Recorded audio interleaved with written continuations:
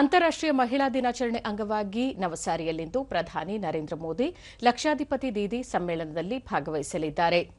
25,000ಕ್ಕೂ ಹೆಚ್ಚು ಸ್ವಸಹಾಯ ಗುಂಪುಗಳ 2,50,000 ಮಹಿಳೆಯರಿಗೆ 450 ಕೋಟಿ ರೂಪಾಯಿಗೂ ಹೆಚ್ಚು ಸಹಾಯಧನವನ್ನು ವಿತರಿಸಲಿದ್ದಾರೆ.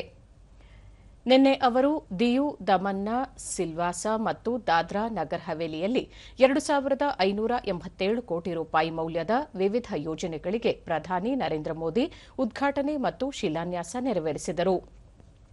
ಸಿಲ್ವಾಸಾದಲ್ಲಿ 450 ಹಾಸಿಗೆಗಳ ನಮೋ ಆಸ್ಪತ್ರೆ ಮತ್ತು ಸಂಶೋಧನಾ ಕೇಂದ್ರ ಹಾಗೂ 1,075 ಕೋಟಿ ರೂಪಾಯಿ ಮೌಲ್ಯದ 25 ಯೋಜನೆಗಳನ್ನು ಪ್ರಧಾನಿ ಉದ್ಘಾಟಿಸಿದರು.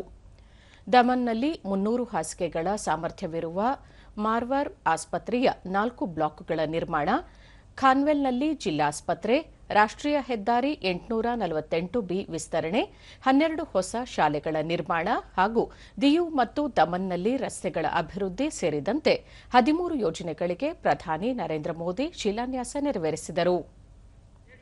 ಬಳಿಕ ಪ್ರಧಾನಿ ದಾದ್ರಾ ಮತ್ತು ನಗರ್ ಹವೇಲಿ ಹಾಗೂ ದಿಯು ಮತ್ತು ದಮನ್ಗಳು ಕೇವಲ ಕೇಂದ್ರಾಡಳಿತ ಪ್ರದೇಶವಾಗಿಲ್ಲ, ಪರಂಪರೆ ಮತ್ತು ಸಮಗ್ರ ಬೆಳವಣಿಗೆಯ ಮೂಲಕ ಗುರುತಿಸಿಕೊಳ್ಳುತ್ತಿವೆ. ಸಿಲ್ವಾಸಾ ಆಧುನಿಕ ಕಾಸ್ಮೋಪಾಲಿಟನ್ ನಗರವಾಗಿ ಬೆಳೆದಿದ್ದು, ಹೊಸ ಅವಕಾಶಗಳು ತ್ವರಿತವಾಗಿ ವಿಕಾಸಗೊಂಡಿವೆ ಎಂದು ಹೇಳಿದರು. ಶಿಕ್ಷಣ, ಸಂಪರ್ಕ, ಆರೋಗ್ಯ ಮತ್ತು ಪ್ರವಾಸೋದ್ಯಮ ಸೇರಿದಂತೆ ಹಲವಾರು ವಲಯಗಳ ನೂತನ ಯೋಜನೆಗಳನ್ನು ಆರಂಭಿಸಲಾಗಿದೆ. ಸರ್ಕಾರಿ ಯೋಜನೆಗಳ ಮೂಲಕ ಜನರ ಜೀವನದಲ್ಲಿ ಬಹುದೊಡ್ಡ ಪರಿವರ್ತನೆಯಾಗಿದೆ. ಭಾರತ್ ನೆಟ್ ಯೋಜನೆ ಮೂಲಕ ಡಿಜಿಟಲ್ ಸಂಪರ್ಕ ಅತ್ಯುತ್ತಮಗೊಂಡಿದ್ದು, ಪಿಎಂ ಜನ್ಧನ್ ಯೋಜನೆಯಡಿ ಎಲ್ಲರಿಗೂ ಬ್ಯಾಂಕ್ ಖಾತೆಗಳನ್ನು ಖಚಿತಪಡಿಸಲಾಗಿದೆ. ಪಿಎಂ ಸುರಕ್ಷಾ ವಿಮೆ ಸೇರಿದಂತೆ ಹಲವು ಯೋಜನೆಗಳು ಸರ್ವ ನಾಗರಿಕರಿಗೂ ಲಭ್ಯವಾಗಿವೆ ಎಂದು ಹೇಳಿದರು. इन संस्थाओं का ज्यादा लाभ मिले, इसलिए उनके लिए सीटें रिजर्व रखी गई है।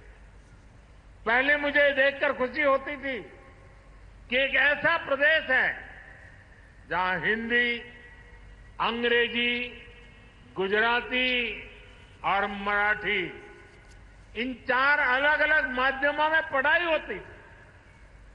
अब मुझे इस बात का भी गर्व है कि हां, प्राइमरी और जूनियर स्कूलों में भी बच्चे स्मार्ट क्लासरूम में पढ़ाई कर रहे हैं।